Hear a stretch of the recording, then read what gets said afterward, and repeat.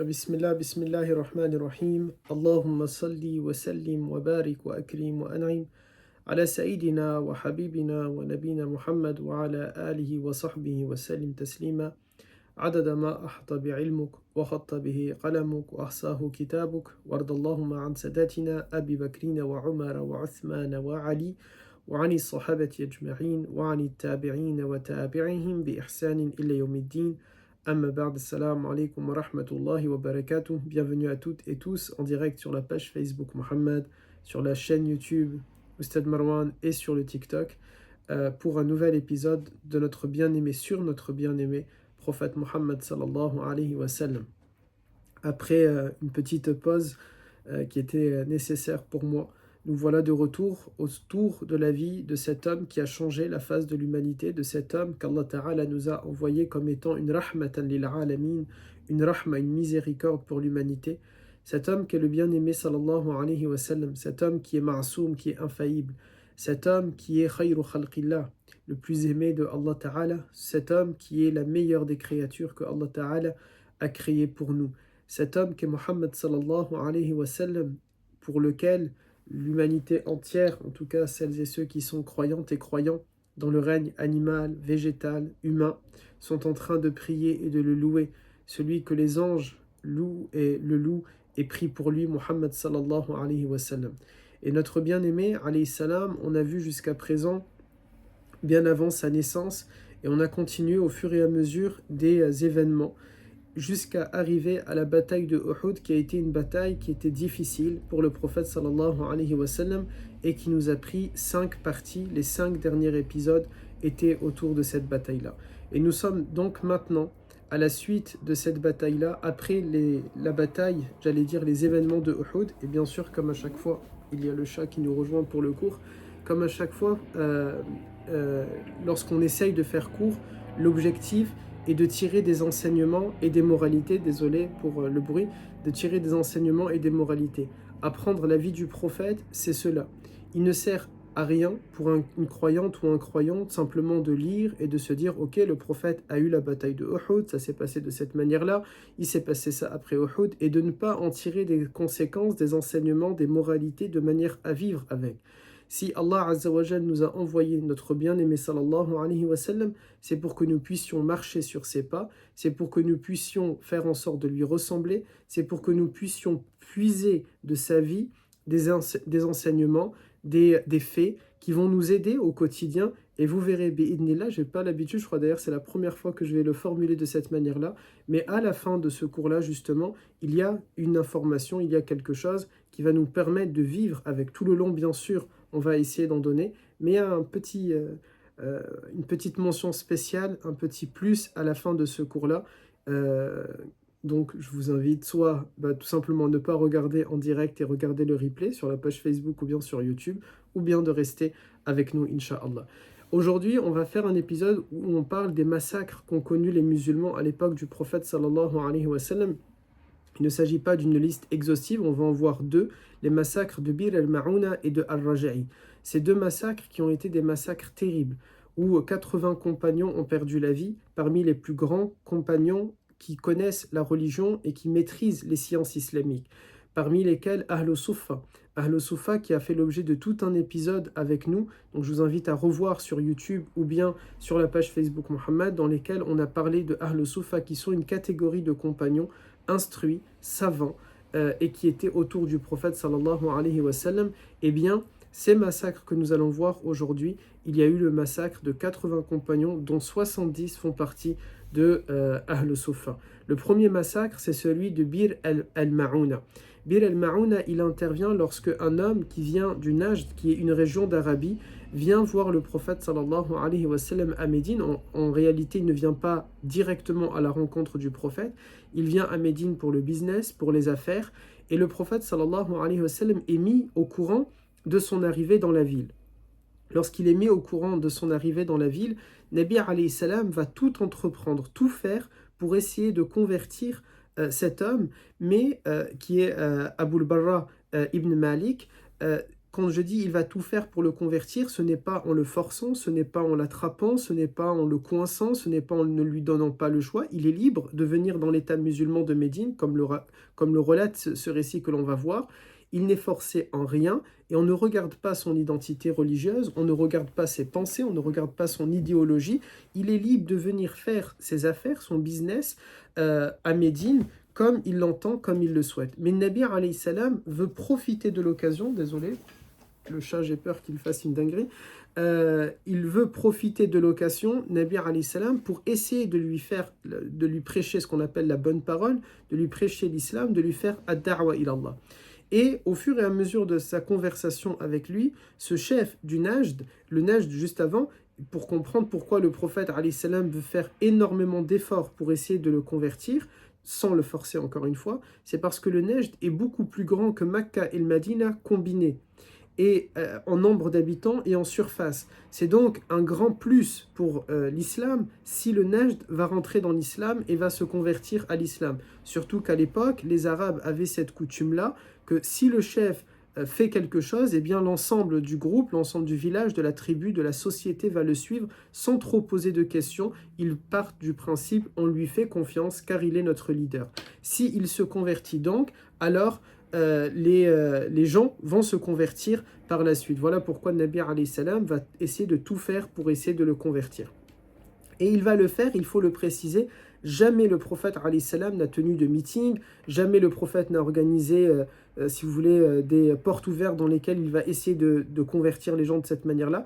Il l'a fait la plupart du temps à travers son comportement. C'est parce qu'il était bon, parce qu'il était droit, parce qu'il était juste. Les gens étaient attirés par lui, ils étaient attirés par ce que ça créait, tout simplement, par les gens qui vont venir autour de Nabi alayhi salam, l'attroupement.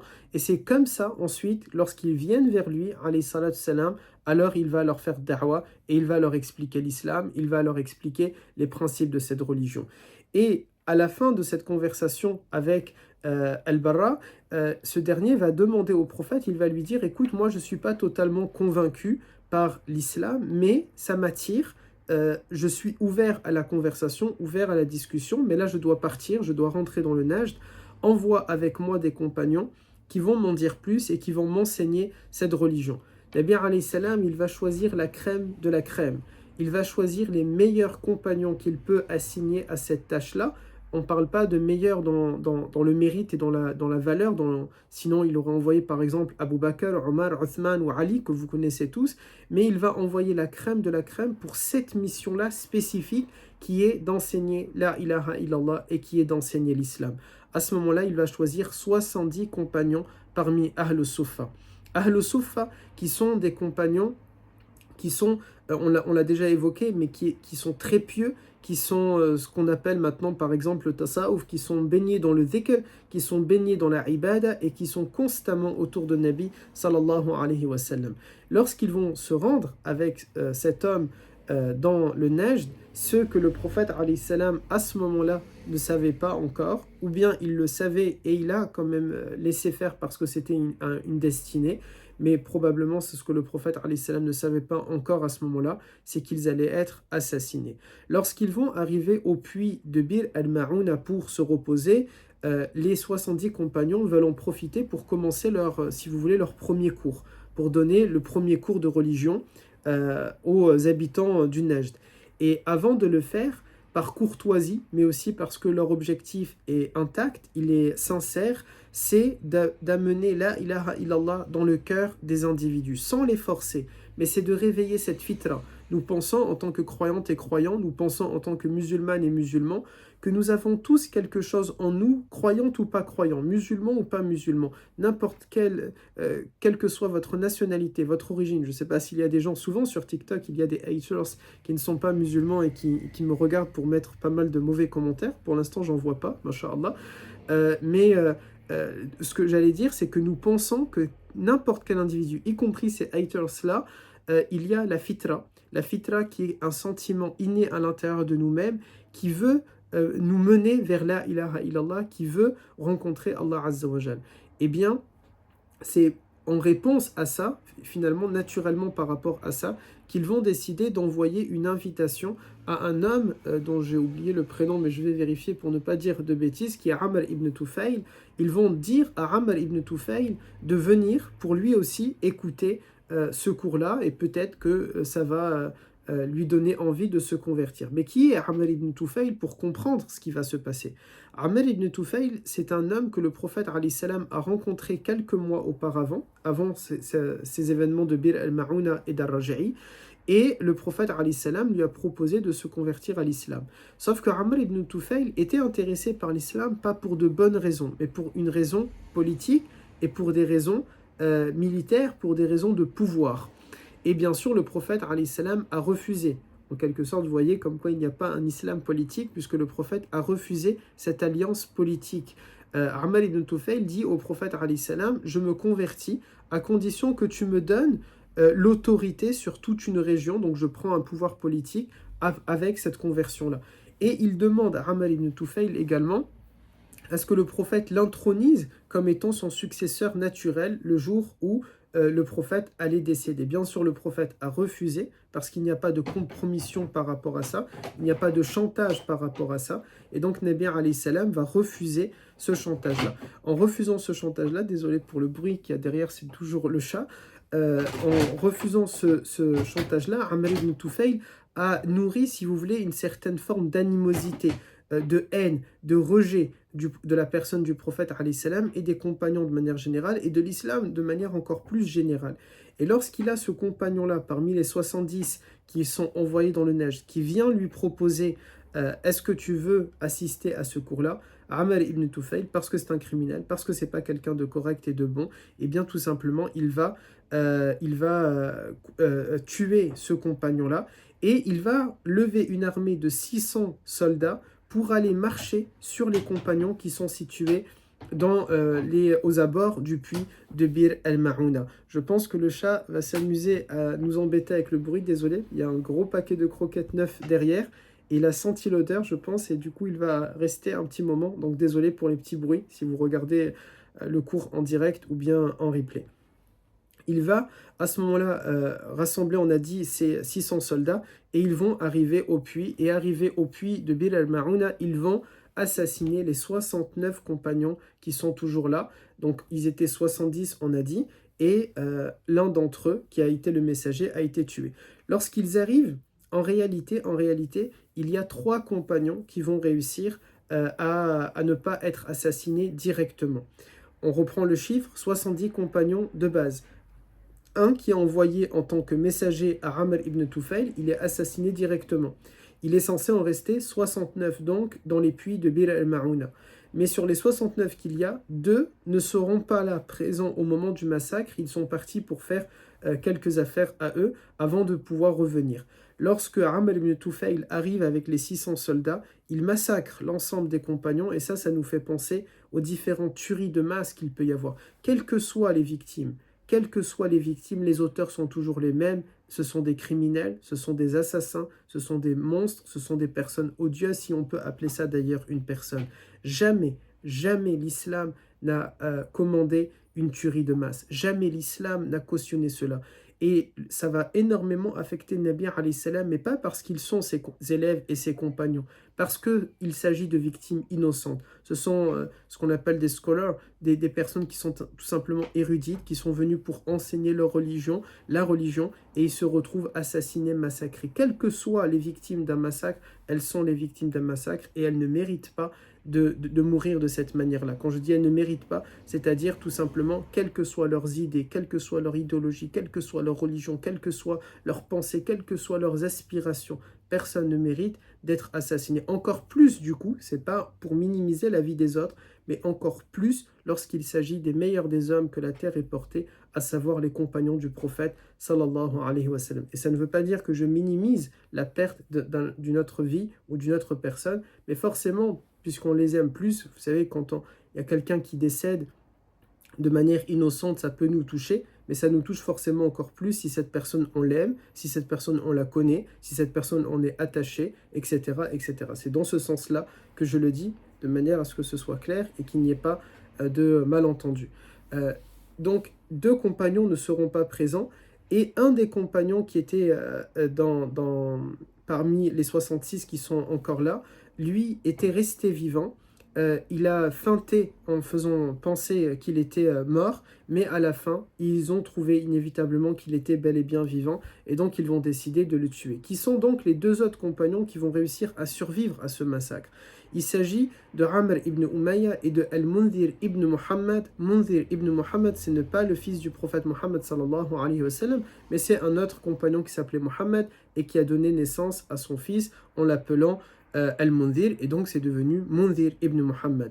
Ces deux compagnons-là n'étaient pas présents lors du massacre, et arrivés au loin, ils ont vu des vautours tourner autour du lieu là où ils étaient censés être avec les autres compagnons. Ils ont directement compris qu'il y a eu un massacre, qu'il y a eu une tuerie. Ils savent qu'ils sont très peu, et donc s'il y a des vautours, c'est que c'est forcément eux qui l'ont payé de leur vie, eux, c'est-à-dire les compagnons qui en sont morts. Ici, il y a deux versions. Soit on pense que Al-Mundhir ibn Muhammad et Amr ibn Umayya, les deux, sont partis sur le lieu du massacre, et que à ce moment-là, Mundhir ibn Muhammad s'est fait assassiner par ces criminels, et que Amr ibn Umayya, lui, a été envoyé au prophète alayhi salam pour être un messager, pour transmettre une information. Ou bien, c'est le deuxième avis, d'emblée, Amr ibn Umayya, lui, va dire à Al-Mundhir, moi je pars pas là-bas, je pars directement voir le prophète alayhi salam pour l'avertir de ce qui s'est passé. Et Al-Mundhir, lui, a préféré se rendre sur le lieu du massacre, et il aura été à ce moment-là assassiné. Dans les deux cas, Al-Mundhir ibn Muhammad s'est fait tuer, et dans les deux cas, Amr ibn Umayya, lui, a réussi à se rendre auprès du prophète alayhi salatu salam.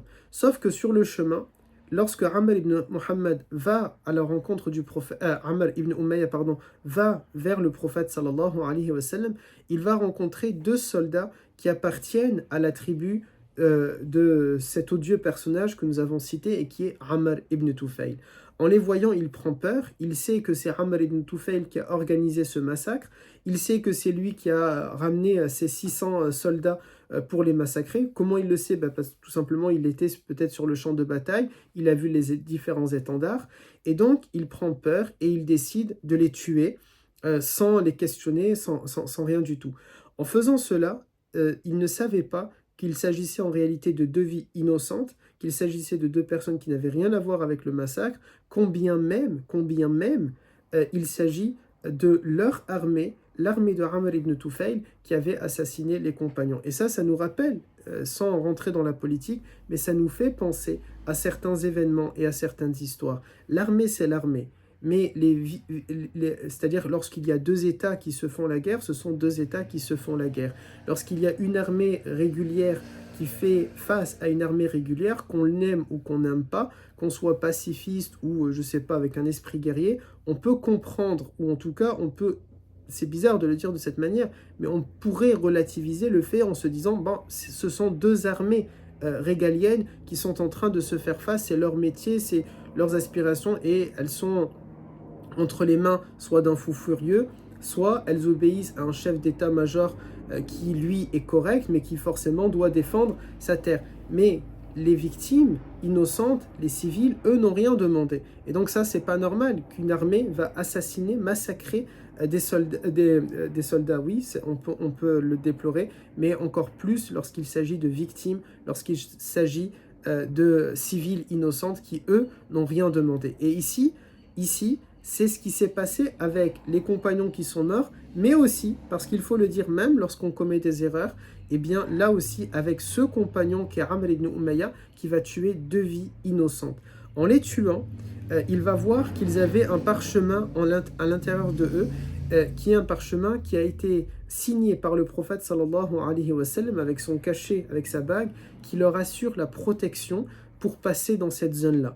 Et donc là, il est véritablement pris de remords, il a tué deux vies innocentes, il se rend auprès du prophète alayhi salam pour lui raconter ce qui s'est passé, premièrement le massacre de Bir al-Ma'una, et deuxièmement le fait qu'il a tué deux vies innocentes. Que va faire le bien-aimé sallallahu alayhi wa sallam? Il ne va pas dire, tant pis, ils ont, entre guillemets, la nationalité de l'armée ennemie. Il ne va pas dire, tant pis, ce sont deux membres de la tribu de Amr ibn Tufayl, il n'avait qu'à pas nous chercher, il n'avait qu'à pas assassiner mes compagnons, œil pour œil, dent pour dent. Non, le prophète alayhi salam se met en colère contre son compagnon, alors que son compagnon n'a pas agi par haine, il a agi par peur. Mais Nabi sallallahu alayhi wa sallam sera en colère contre cet acte-là et il va payer le prix du sang. Le prix du sang, il va le donner, c'est quelque chose à peu près, peut-être, je ne sais pas si on fait une comparaison avec notre époque, peut-être 1 million d'euros, peut-être 100 000 euros, Allahu A'lam. Mais on voit ici quelque chose, et ça me fait également penser à un autre cas de figure où un autre compagnon a tué une vie innocente, et qu'est-ce que le prophète sallallahu alayhi wa sallam a dit? Il a dit, je n'aimerais pas être à ta place. Je n'aimerais pas être à ta place. Yani, les choses, elles sont claires. Cette religion n'a jamais commandé quoi que ce soit de meurtrier. Cette religion n'a jamais commandé quoi que ce soit qui va dans l'hostilité, dans la haine, dans la division, dans la fracture. Cette religion, c'est cette religion où le prophète sallallahu alayhi wa sallam, il dit à un compagnon, il se met en colère contre lui alors que lui, il a peur. Il vient de voir 66 de ses compagnons se faire massacrer dans un puits alors qu'ils n'étaient pas préparés à ça. Mais le prophète alayhi salam se met en colère contre lui. C'est cette religion, pardon pour un appel en même temps, c'est cette religion qui va tout simplement dire à un autre compagnon, je n'aimerais pas être à ta place à cause du fait qu'il a tué une vie qui était innocente. Donc là, le prophète sallallahu alayhi wa sallam va payer le prix du sang, mais c'est quelque chose, un événement qui va le choquer, qui va véritablement lui causer de la peine, la mort au total donc de 69 compagnons dans le massacre de Bir el-Ma'ouna. Et parce qu'un malheur ne vient jamais seul, parce qu'une triste nouvelle souvent, et vous et moi on peut le vivre, ne vient jamais seul, et bien qu'est-ce qui va se passer? C'est que le prophète sallallahu alayhi wa sallam va apprendre la mort de d'autres compagnons, cette fois-ci ceux de Ar-Raj'i. Et là, ce sont 10 compagnons de nouveau qui vont décéder. On parle donc de 80, 79 ou 80 compagnons qui vont à ce moment-là décéder. Qu'est-ce que le massacre d'Ar-Raj'i? Le massacre d'Ar-Raj'i, c'est là encore une autre histoire avec des gens qui veulent se convertir à l'islam et qui demandent au prophète sallallahu alayhi wa sallam d'envoyer avec eux des compagnons pour leur apprendre leur religion. On a dit d'emblée, et c'est une tradition depuis maintenant le début de ces cours-là, lorsqu'on apprend la religion, il nous faut absolument tirer des enseignements et des moralités. Si je fais une petite pause ici, je parle de 2 faits dans lesquels le prophète va envoyer des compagnons pour apprendre la religion. On a déjà vu dans les différents épisodes, on a parlé par exemple dans l'un des épisodes avec notre mère Zaynab bint Khuzaïma, le prophète alayhi salam envoie des compagnons pour apprendre la religion à sa tribu. On a vu par exemple lorsque dans la conversion des djinns que le prophète alayhi salam va se poser avec eux toute une nuit pour les premiers djinns pour leur apprendre leur religion. Si je regarde tous ces éléments-là, posons-nous, nous, et ce n'est pas moralisateur vis-à-vis de vous, je le pense pour moi-même, mais posons-nous cette question. Et si nous, on nous demandait d'aller donner cette parole-là? Si nous, on devait aller faire da'wah? Si nous, aujourd'hui, on était dans le climat, malheureusement, dans lequel nous vivons, si nous étions invités sur un plateau télé, par exemple, si nous étions invités dans une organisation, dans une institution, et qu'on nous demandait, ok, on en a marre, par exemple, ces gens pourraient dire on en a marre de l'islam, on ne comprend plus rien à ce que vous êtes en train de faire. Ok, donnez-nous un exposé de cette religion-là. À chaque fois, dans la Sira, et depuis le nombre d'épisodes que nous avons passés ensemble, plus de 50 heures, je crois, ou 60 heures que nous avons passées ensemble, à chaque fois qu'un compagnon s'est rendu pour parler de la ilaha illallah, pour parler de la religion, pour exposer, ça a inévitablement mené à chaque fois à la conversion, non forcée, mais à l'adhésion du cœur. Posons-nous donc, nous, cette question-là. Est-ce qu'aujourd'hui, nous, si nous étions invités à exposer notre religion pendant quelques heures, pendant toute une nuit, pendant toute une journée que c'est, même pendant un séminaire d'une semaine, est-ce que l'on va toucher le cœur des gens ou pas? C'est ça que nous devrions normalement nous donner. Pourquoi c'était plus simple, entre guillemets, pour les compagnons? Les compagnons n'avaient pas de miracle entre leurs mains. Les compagnons n'ont pas dit abracadabra, il y a quelque chose qui est apparu, et puis ils se sont convertis. Même Nabi alayhi salatu salam, il a eu des miracles, bien sûr, mais c'est pas à chaque fois que le prophète a montré un miracle. En l'occurrence, lorsque Al-Barra ibn Malik est venu et lui a demandé « Je veux la preuve que tu es prophète », le prophète n'a pas sorti, je sais pas, du feu de sa main, il n'a pas fait comme ça, hop, et un tonnerre est descendu. Les cas où le prophète a fait des miracles, par exemple la lune fendue en deux, c'est quelques fois que le prophète a fait cela. Mais sinon, c'est à travers son comportement, c'est à travers sa moralité, c'est à travers ses explications, c'est à travers sa pédagogie, c'est à travers sa patience, c'est à travers comment il était.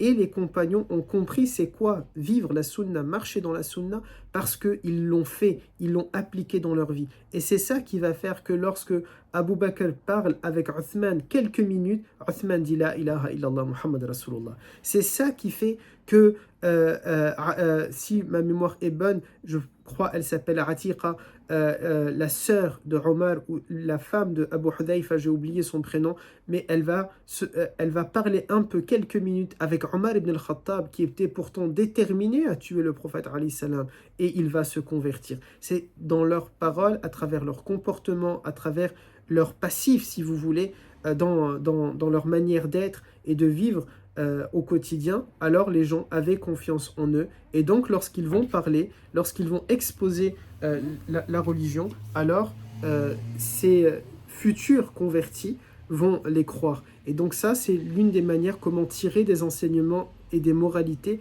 lorsqu'on apprend la vie du prophète, alayhi salatu salam. Posons-nous cette question. Si demain, un ami non musulman, si demain, un voisin, si demain, une entité, si demain, une organisation, si demain, un journaliste me demande par quoi je vais commencer, comment je vais expliquer cette religion, et lorsque je vais l'expliquer, va-t-on voir l'amour dans mon cœur, l'amour dans mes yeux? Est-ce que l'on va voir, il y a le chat qui est étonné, alors c'est ceux de TikTok, je pense qu'ils ne le voient pas, peut-être un tout petit bout, mais sinon sur Facebook et il est en train de se voir, je crois que c'est la première fois qu'il se voit sur l'écran, malgré toutes ces fois où il était présent. Pour revenir à notre cours, posons-nous donc cette question, comment je vais expliquer ma religion, et est-ce que lorsque je vais l'expliquer, j'aurai pas le regard de mon chat, puisqu'on est en train de parler de regard, donc j'aurai pas ce regard-là qui est un regard effrayé, mais est-ce que les gens auront un regard tout simplement, est-ce que j'aurai un regard plutôt de tendresse, est-ce que j'aurai un regard d'amour, d'affection, est-ce qu'on va voir en moi le regard, non pas de la peur de mon chat, mais le regard de quelqu'un qui aime sa foi et qui donc donne envie de connaître cette religion-là. C'est ça que nous devrions normalement se dire et se demander. On revient au deuxième massacre, qui est donc le massacre, on a dit, de Ar-Raja'i. Dans ce massacre-là, le prophète a envoyé tout un groupe de compagnons pour enseigner l'islam, mais là encore, ils se sont fait assassiner. Parmi eux, les 10 vont mourir, mais il y a 3 d'entre eux qui m'intéressent, si vous voulez, dans ce cours-là, pour leur manière, comment ils sont décédés. Le premier, c'est Khubayb. Khubayb, qui faisait partie donc du lot, a été attrapé, fait prisonnier, et avant de se faire exécuter, Khubayb va demander une faveur. Il ne va pas demander la vie sauve, il comprend qu'il va malheureusement mourir, mais il demande une faveur. Est-ce que je peux faire mes ablutions et faire une prière avant que vous allez m'exécuter? C'est triste, entre guillemets, à dire, mais même dans le cœur justement de ces criminels, finalement, ils sont humains, ils ont eu un cœur et ils l'ont laissé. Tant mieux pour Khubayb et pour l'histoire que l'on va raconter maintenant, mais comme quoi il y a peut-être un peu de bon dans chacun, même si on n'a pas envie de voir le bon forcément dans le cœur d'un criminel, si tant est qu'il a un cœur. Après tout, Allah Azza wa Jal dit dans le Coran, ils ont des cœurs mais ne raisonnent pas, et il donne également Azza wa Jal la comparaison avec ceux qui ont des cœurs qui sont plus durs que la pierre, parce que des pierres, Allah Ta'ala cite cette métaphore, il y a des pierres qui vont se fendre en deux par crainte de Allah Azza wa Jal, des pierres parmi lesquelles va sortir de l'eau et qui peuvent donner des cascades, mais il y a des gens, ils sont encore plus durs, plus rudes que cela. Ils vont accepter de donner à Khubayb un temps pour faire ses ablutions et sa prière, et lorsqu'il va le faire, lorsqu'il est en train de faire ses ablutions, un enfant en bas âge, mais suffisamment grand pour pouvoir marcher et courir jusqu'à Khubayb, va venir jusqu'à lui. Et en arrivant jusqu'à lui, la mère de cet enfant va être prise de panique, elle aura très peur, elle va se dire, sûrement, je ne sais pas, c'est un prisonnier, on vient de les assassiner, il a là l'occasion d'attraper mon fils, peut-être il va le tuer. Et Khubayb va remarquer les cris et le regard de cette femme vis-à-vis de cette mère, et il va lui poser cette question. Il va lui dire, est-ce que tu crains que je vais faire du mal à ton enfant? Et il va tout simplement donner l'enfant dans les bras de sa mère, et comme pour la rassurer, moi je n'ai pas d'animosité, je sais que je vais mourir, mais je ne vais pas profiter de cet avantage, entre guillemets, d'avoir l'enfant entre mes mains pour monnayer une rançon, pour monnayer ma libération. Non, vous voulez me tuer, tuez-moi. J'ai simplement demandé de faire mes ablutions et de faire ma prière. Et c'est ce que Khubayb va faire. Il va donc faire ses ablutions. Désolé. Hop, il va. Allahumma salli alayka sayyidi Rasulallah.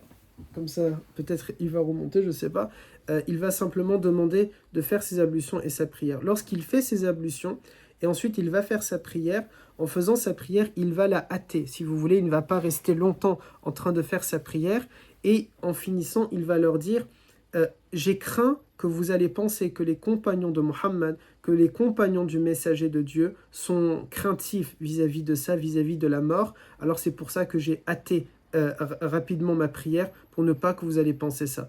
Y compris dans son moment où il est en train de mourir, il est en train de penser à l'image de la ilaha illallah, à l'honneur de la ilaha illallah, à l'honneur, à l'image du prophète sallallahu alayhi wa sallam et de ses élèves, ceux que nous appelons ashab al-salaf, nos pieux prédécesseurs, celles et ceux, parce qu'il y a des femmes également à l'intérieur, celles et ceux que nous considérons comme étant les meilleurs hommes et femmes, les meilleures femmes et hommes que la terre ait porté. Et ça me fait penser à un récit, celui que nous avons peut-être, je ne sais pas si vous êtes suffisamment grand pour le connaître, du 15 juillet 2016, où il y a eu une tentative de coup d'État en Turquie pour faire tomber le président. Je ne suis pas turc, je ne vote pas en Turquie, mais pour que les choses soient claires, je le dis, mais un président qui a été élu démocratiquement à la tête du pays, qui est Recep Tayyip Erdogan, et vous avez des militaires qui ont essayé de faire un putsch, un coup d'État, et le 15 juillet 2016, ils ont décidé de marcher avec des chars.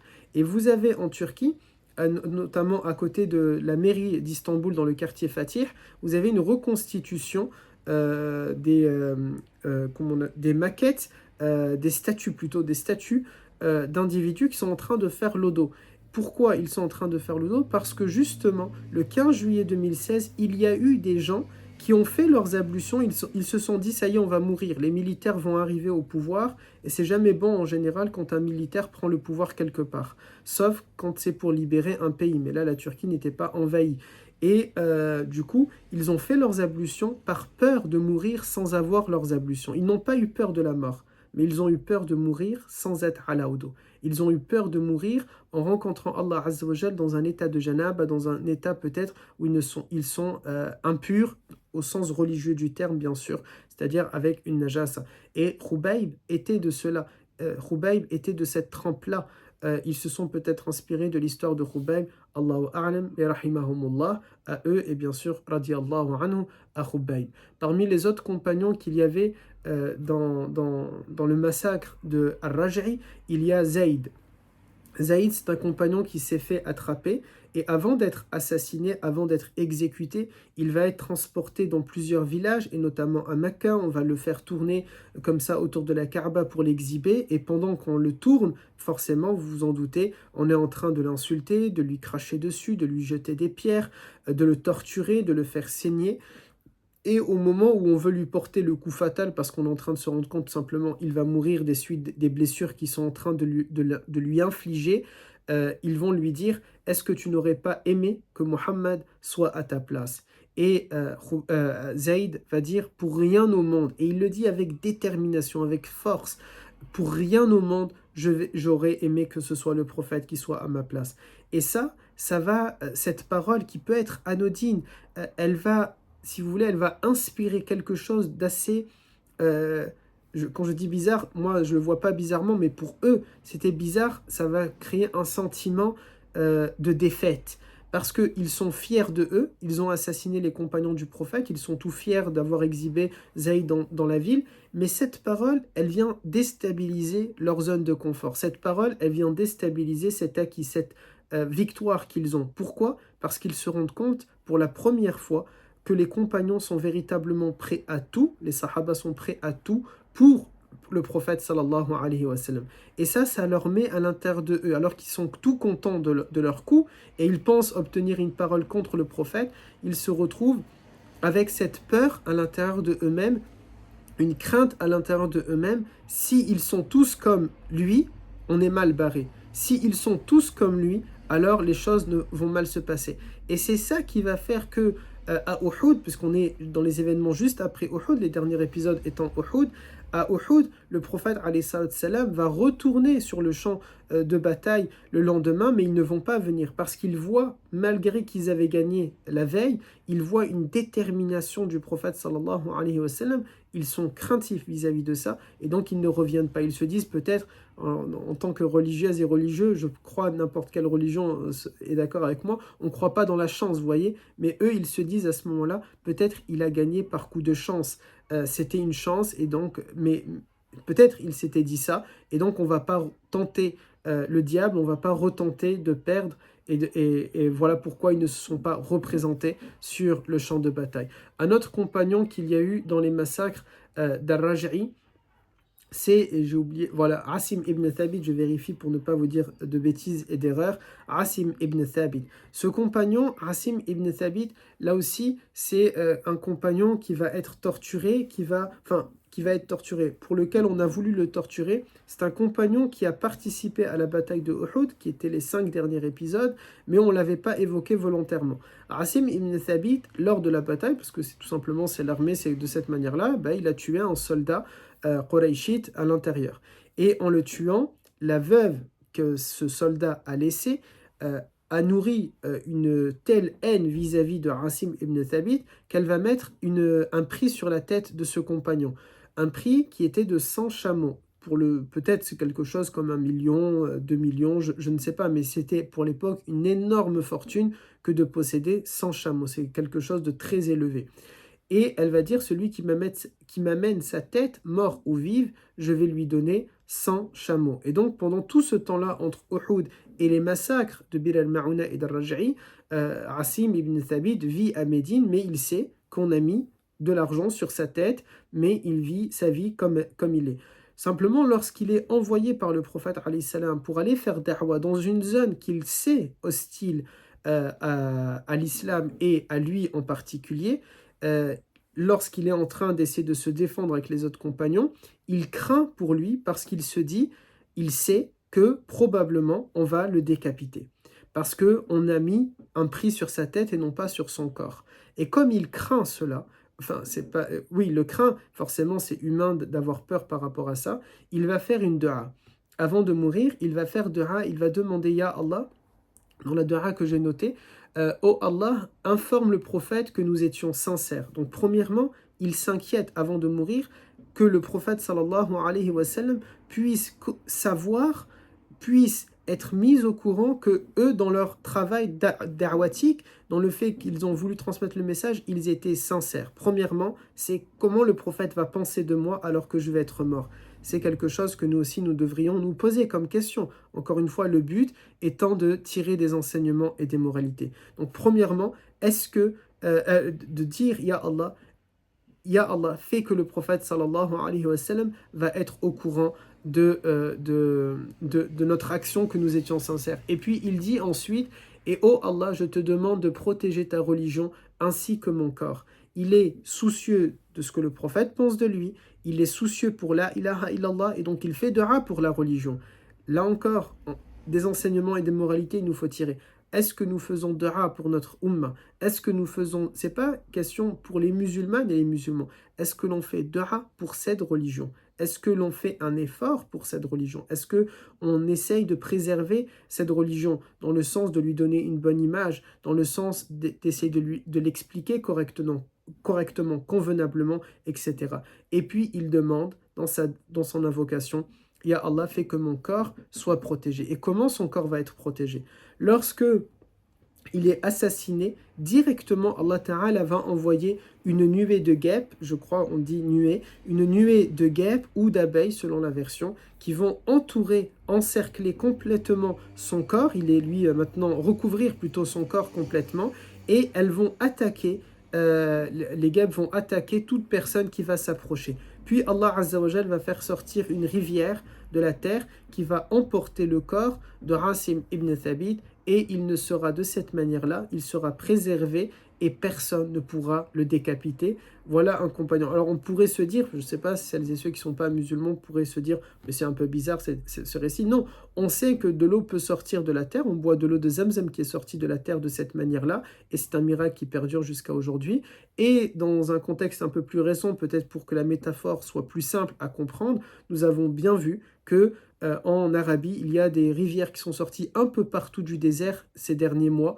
Alors certes, parce qu'il y a eu des pluies torrentielles et fortes qui ont fait que c'est sorti, certes, mais Allah Ta'ala n'a pas besoin d'une cause, Allah Ta'ala n'a pas besoin d'une raison pour faire quelque chose. Il lui suffit de dire kun, fayakun, soit, et la chose, elle est automatiquement.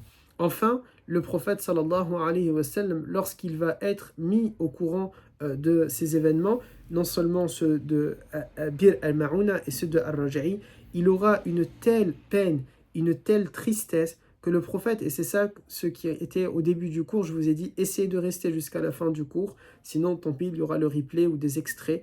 Le prophète, sallallahu alayhi wa sallam, va être tellement triste de ce qui s'est passé, tellement affecté par ce qui s'est passé, que Nabi sallallahu alayhi wa sallam, pendant un mois entier, chacune de ses prières, obligatoires ou non obligatoires, sunan, nafila, tout ce que vous voulez, le prophète alayhi salam va faire qunut an-nazila.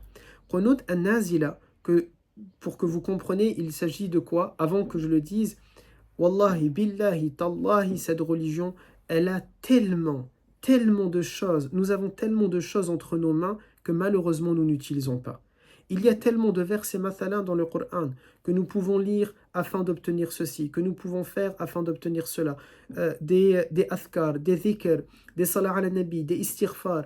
Il y a la prière de tahajjud. Il y a parfois, je dis à mes garçons ici à Montpellier, il n'y a pas que salat al-istikhara pour le mariage mathalan. Salat al-istikhara, les compagnons pouvaient la faire pour plein d'autres choses. Est-ce que je lance ce business ou est-ce que je le fais pas? Est-ce que j'emprunte telle route pour le voyage ou est-ce que je la fais pas? Il n'y a pas que salat al-istikhara. Il y a tahajjud, il y a la prière de Doha qui nous permet d'obtenir quelque chose, la prière d'Awabin qui nous permet d'obtenir quelque chose, il y a Al-Witr qui nous permet de faire quelque chose, il y a Qiyam al-Layl, il y a le fait de réciter Yassine, ça a des bienfaits particuliers, Ayat al-Kursi, ça a des bienfaits particuliers, les derniers versets de Kaf, ou la Surat al-Kaf chaque vendredi, etc., etc. Nous avons des trésors entre nos mains que malheureusement nous n'utilisons pas. J'aime pas la comparaison, mais c'est comme un grimoire que vous avez entre vos mains. Vous voyez, vous avez plein de bienfaits entre vos mains qu'il nous faut absolument utiliser tout le temps, qu'on ait besoin ou qu'on n'ait pas besoin. Si je donne une autre comparaison, c'est un peu comme celui qui est malade. Il a, et peut-être vous toutes, moi en tout cas, c'est le cas, on peut avoir une grande pharmacie avec plein de médicaments à l'intérieur, mais malgré ça, lorsqu'on a mal à la tête, on a encore envie d'aller voir le médecin et de lui demander la boîte de paracétamol numéro 4564 de notre collection, alors qu'on en a dans la pharmacie, alors qu'il y en a. Il y a du paracétamol, il y a du Doliprane, il y a il y a d'autres éléments peut-être, mais on a besoin, voilà, de rajouter encore et encore. Le Coran regorge et les hadiths regorgent et les dhikr sont nombreux qui nous permettent d'obtenir ceci ou cela. Et le prophète sallallahu alayhi wa sallam va faire qunut an-nazila. Qu'est-ce que qunut an-nazila? C'est quelque chose que l'on fait en temps de catastrophe. C'est quelque chose que l'on fait lorsqu'on est triste. C'est quelque chose que l'on fait lorsqu'on n'est pas bien. C'est quelque chose que l'on fait lorsqu'on veut absolument un réconfort qui émane du seul qui est capable de nous réconforter correctement, qui est Allah Azza wa Jal. Eh bien, on fait qunut an-nazila. Il ne l'a pas fait une fois, il ne l'a pas fait 5 fois dans la journée. Il l'a fait, Nabi alayhi salam, au minimum, il fait ses 5 prières, mais bien plus, puisqu'on sait qu'il n'a jamais raté Al-Witr, on sait qu'il n'a jamais raté Doha, on sait qu'il n'a jamais raté Tahajjud, on sait que toutes les nuits il faisait Qiyam al-Layl, et donc en réalité c'est des dizaines et dizaines de prières. Pour toutes celles-là, pendant un mois complet, il a fait Qunut an-Nazila. Qunut an-Nazila, c'est simple, quelle que soit la prière que vous faites, à la dernière raka'a, avant de vous prosterner, vous allez lever vos mains ou pas lever vos mains selon la vie que vous voulez suivre et vous allez faire dua en demandant à Allah Ta'ala de vous apporter le réconfort nécessaire, de vous apporter l'apaisement nécessaire, de vous apporter les bienfaits nécessaires. Wallah, ici, cette communauté, 2 milliards de musulmanes et de musulmans, Wallahi, si nous étions 2 milliards de musulmanes et de musulmans à faire de Qunut al-Nazila, si nous étions, pardon, le chat, si nous étions 2 milliards à faire de Qunut al-Nazila lors de nos prières, je crois pas, c'est Allah Ta'ala qui décide, c'est pas moi qui suis en train d'affirmer quelque chose, c'est Allah Azza wa Jal qui décide et qui décrète. Mais en tout cas, quoi qu'il nous arrive, quel que soit le malheur, la catastrophe qui est en train de toucher cette communauté, alhamdulillah, nous serions apaisés. Parce que c'est ça ce que le prophète alayhi salatu salam nous a donné, nous a légué. Il nous a légué Qunut an-Nazila. Mais subhanallah, c'est pas quelque chose que les croyantes et les croyants font, comme ils oublient de se lever al-fajr, comme ils oublient de faire tahajjud, comme ils oublient de faire al-istighfar, comme ils oublient de se connecter au prophète avec les salat al-nabi, et ensuite on fait, et je crois à tort, on se plaint vis-à-vis de Allah Azza wa Jal, et on ne comprend pas la décision de Allah Ta'ala pour ceci ou pour cela. Je dis souvent aux élèves que j'ai, on ne questionne pas Allah Azza wa Jal. On ne dit pas pourquoi Allah Ta'ala. C'est pas parce qu'on est bien que il doit nous arriver que des choses bien, et c'est pas une de facto une équation. Si je suis mauvais, alors j'ai que des choses mauvaises. Autour de vous, vous avez des gens bien. Autour de vous, vous avez des gens bien. Et il leur arrive des malheurs. Et vous avez des gens mauvais. Et il leur arrive des réussites. Allah Ta'ala ne doit rien à personne. Allah Azza wa Jal ne doit rien à personne. Mais c'est nous qu'on a besoin de lui. Et on a différents outils entre nos mains pour pouvoir le faire. Et notamment Qunut an-Nazila. Barakallahu fikum. Je crois qu'il y avait juste une question. Alors, pour celui qui me parle de politique, c'est manque de peau pour lui, pour toi, je le tutoie. Je ne vais pas y répondre. Et la question concernant est-ce qu'il s'agit d'un signe de la fin des temps, le fait que les rivières sont sorties en Arabie, on dit que oui, c'est un signe de la fin des temps, très brièvement. L'Arabie fut un temps et une époque très lointaine, des milliers et milliers et milliers d'années avant le prophète sallallahu alayhi wa sallam. C'était une région qui était verte, qui était riche en fruits, en arbres, en rivières, mais le peuple de Had, ayant désobéi à leur prophète, Allah Azza wa Jal a envoyé la sécheresse, l'aridité, et c'est ce qui a fait le désert que nous connaissons depuis longtemps. C'est une promesse du prophète alayhi salat salam que la fin des temps ne reviendra que lorsque l'Arabie sera de nouveau verte, c'est-à-dire un peu comme si la fin des temps arrivera lorsque la fin de la punition sur le peuple de Had qui n'est plus là. Mais cette punition, on pouvait la vivre encore, la voir. Lorsqu'on voit le désert, on peut toujours bien sûr la voir. Mais voilà, je ne suis pas quelqu'un qui parle énormément de la fin des temps, parce que c'est que Dieu, bien sûr, qui décide et qui sait quand est-ce qu'elle aura lieu. Je dis souvent, en tout cas pour ce qui me concerne, on doit plutôt s'inquiéter de notre fin à nous avant la fin des temps, parce que probablement, Allahu A'lam bien sûr, mais quand on regarde les probabilités, 108 milliards d'individus sont morts avant de connaître la fin des temps, et on n'est que 8 milliards sur Terre, donc statistiquement parlant, il y a plus de probabilités que l'on connaît notre mort avant de connaître la fin des temps. Barakallahu fikum. Puisse Allah Ta'ala nous aider à marcher sur les pas du prophète sallallahu alayhi wa sallam, à ressembler à Zaïd, à Amr ibn Thabit, à Amr ibn Umayya, à Khubayb et à tous les autres compagnons que nous avons cités dans ce cours. Barakallahu fikum wa salamu alaykum wa rahmatullah. Subhanakallahumma wa bihamdik. Tashhadu an la ilaha illa ant.